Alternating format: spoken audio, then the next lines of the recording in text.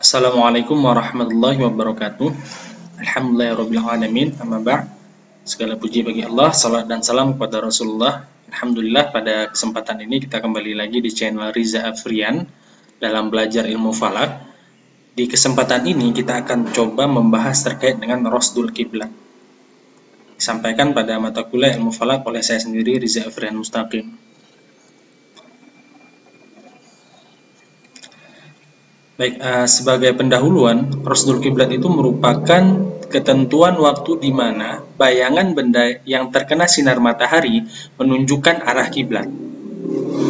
Secara umum, Rasdul Kiblat tahunan terjadi pada tanggal 27 atau 28 Mei dan 15 atau 16 Juli pada setiap tahunnya, di mana hari tersebut dikenal dengan Yaumi Rasdil Kiblat. Peristiwa ini hanya terjadi di daerah antara 23,5 derajat lintang utara dan 23,5 derajat lintang selatan. Pada hari-hari lain selain hari tersebut juga dapat ditentukan Rasdul Kiblat atau arah kiblat dengan bantuan sinar matahari. Namun perlu diketahui bahwa jam Rasdul Kiblat tiap hari mengalami perubahan karena dipengaruhi oleh deklinasi matahari. Deklinasi matahari ini bisa kita fahami sebagai lintasan matahari itu ataupun lintasan bumi ketika mengelilingi matahari. Nah, penentuan Rasdul Kiblat ditentukan berdasarkan bayang-bayang sebuah tiang atau tongkat pada waktu tertentu. Alat yang digunakan ya antara lain itu adalah bencet. Bencet ini itu merupakan alat tradisional yang digunakan untuk menentukan arah matahari, kemudian miqyas atau tongkat.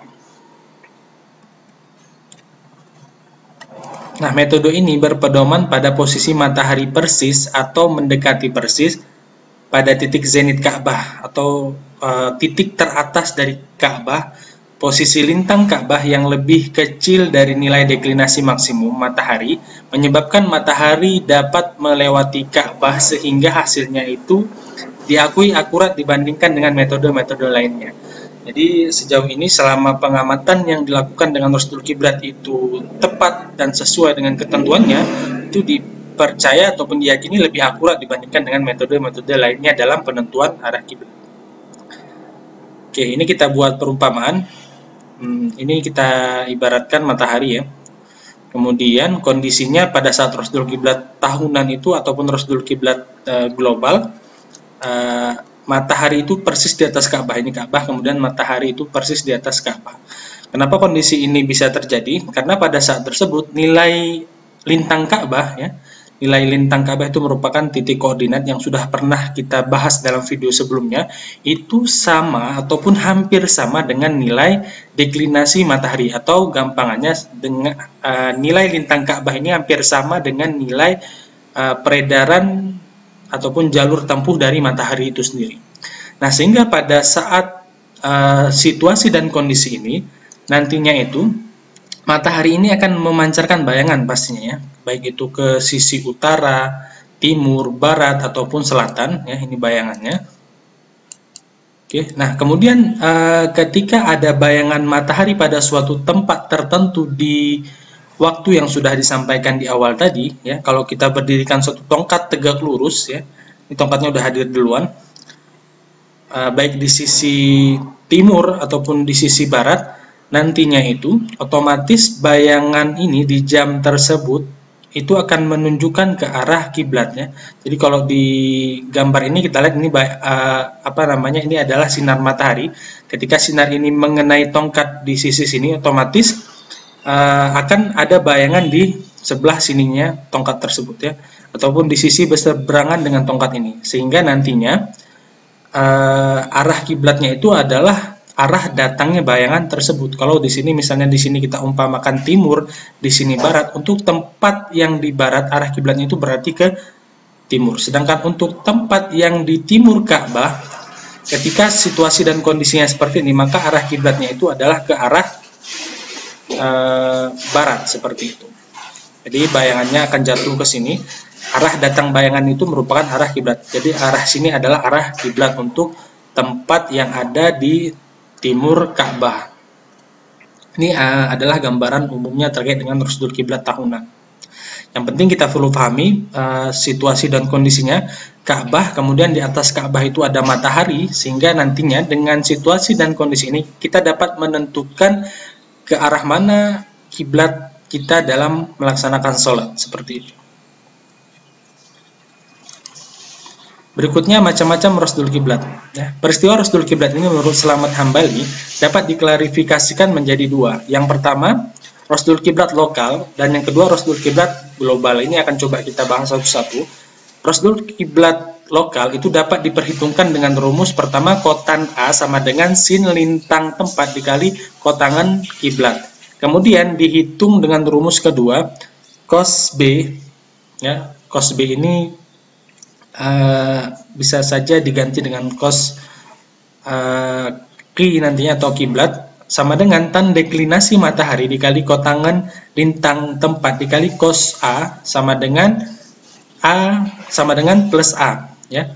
Setelah itu dikonversi sesuai dengan waktu daerah masing-masing, ya. Ini merupakan rumus dasar rusdul kiblat. Kita tidak akan membahas terkait perhitungannya sekarang. Kita lebih fokus pada materi kali ini terkait dengan materi. Nanti pada pertemuan berikutnya kita akan coba semua hal yang berkaitan dengan perhitungan, mulai dari perhitungan arah kiblat, rusdul kiblat, dan waktu sholat.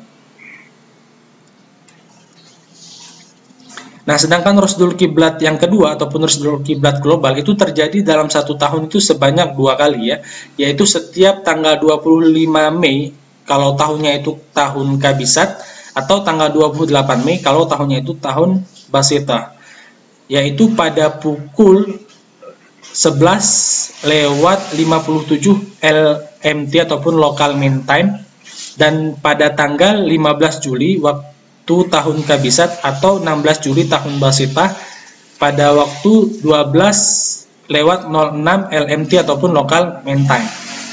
Nah, karena pada kedua tanggal tersebut nilai deklinasi matahari hampir sama dengan nilai lintang Ka'bah, dengan demikian apabila waktu Makkah ataupun LMT tadi, ya, dikonversikan, diubah menjadi waktu Indonesia bagian Barat ataupun WIB, maka harus ditambah dengan 4 jam 21 menit, ya, karena ini selisih kita dengan Ka'bah itu adalah sekitar 4 jam lewat 21 menit, sehingga menjadi jam 16:18 dan 16:27 menit.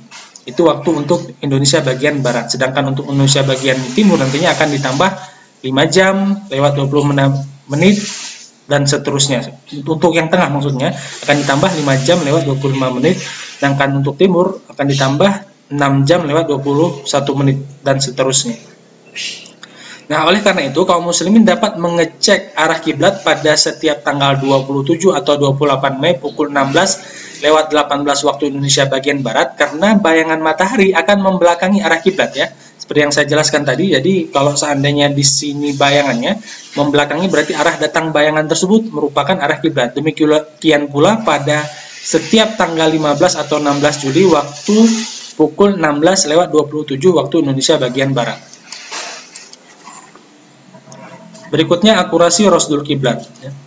Selain lebih mudah dan dapat dilakukan oleh setiap orang, ya, ini kuncinya, ya, hasil pengukuran metode ini lebih akurat dengan syarat penandaan waktu yang tepat, ya. Itu syaratnya, jadi penandaan waktu yang tepat, kemudian ada kebutuhan lokasi nantinya harus seperti apa akan dijelaskan di akhir. Nah, meskipun demikian, metode tersebut itu masih memiliki kelemahan. Jadi perlu difahami, setiap metode dalam ilmu falak itu pasti ada kelebihan dan kekurangannya, ya. Begitu juga dengan awal bulan Qamariyah yang mungkin saat ini lebih sering kita lihat itu ada perbedaan. Intinya masing-masing metode itu punya kelebihan dan kelemahan. Nah, dalam rusdul kiblat ini, untuk kelemahan yang pertama, ya, dari segi waktu metode tersebut itu hanya dapat dilakukan dalam waktu yang sangat terbatas, ya, selama 4 hari, yaitu tanggal 27, 28 Mei, dan tanggal 15 dan 16 Juli. Itu kelemahan yang pertama, ya, terbatas waktunya, cuma 4 hari ini aja dalam setiap tahunnya. kelemahan yang kedua, dari segi letak geografis, Indonesia berada di daerah khatulistiwa, menyebabkan negara kita ini beriklim tropis, ya, itu mempunyai curah hujan yang cukup tinggi. Akibatnya, pengaplikasian metode tersebut di lapangan tidak dapat dilakukan manakala cuaca mendung atau hujan. Ini kelemahannya, ya. Jadi kalau kita di dekat khatulistiwa ini kan curah hujannya itu sangat tinggi, ya. Kita iklimnya tropis, sehingga untuk melakukan pengamatan ini itu tidak dapat diaplikasikan kalau suasana ataupun cuacanya itu mendung atau hujan. Meskipun pada dasarnya ada perhitungan untuk menentukan jam rasdul kiblat harian. Oke, yang terakhir itu teknik penentuan rasdul kiblat global. Yang pertama, kita harus tentukan lokasi, baik itu rumah, musola, atau masjid yang akan dikalibrasi atau diluruskan arah kiblatnya. Kemudian, sediakan tongkat tegak lurus atau benang yang diberi pemberat atau bandu.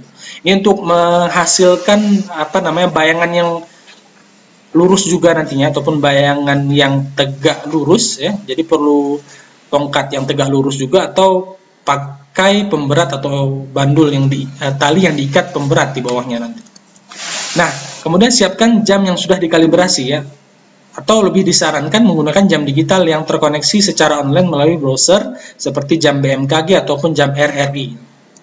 Kemudian cari lokasi di tempat pengukuran yang memiliki medan datar dan terkena sinar matahari pada saat pengamatan dilakukan. Jadi di tanggal tadi, kemudian di jamnya masing-masing, lokasinya itu harus harus datar dan terkena sinar matahari, ya. Karena kalau nggak ada sinar matahari, kita tidak bisa melakukan observasi ataupun pengamatan terkait dengan rasdul kiblat global ini. Nah, kemudian tunggu sampai masuk waktu rasdul kiblat global, amati bayangan matahari yang mengenai tongkat dan benang yang diberi bandul pada saat jamnya telah masuk, dan berilah tanda menggunakan spidol atau benang yang dibakukan, atau lakban, atau alat-alat lain yang digunakan untuk memberikan tanda lurus. Itu prinsipnya, ya, dapat memberikan tanda yang lurus. Kemudian di Indonesia, rasdul kiblat global terjadi pada sore hari, sehingga arah bayangan menuju ke timur, ya, ataupun membelakangi kiblat. Kalau arah bayangannya ke timur, maka arah sebaliknya ataupun arah dari mana bayangan berasal merupakan arah kiblat. Kemudian gunakan tali atau benang untuk meluruskan arah kiblat ke dalam tempat yang dikalibrasi atau diluruskan arah kiblatnya. Oke, itu adalah teknik-teknik penentuan arah kiblat.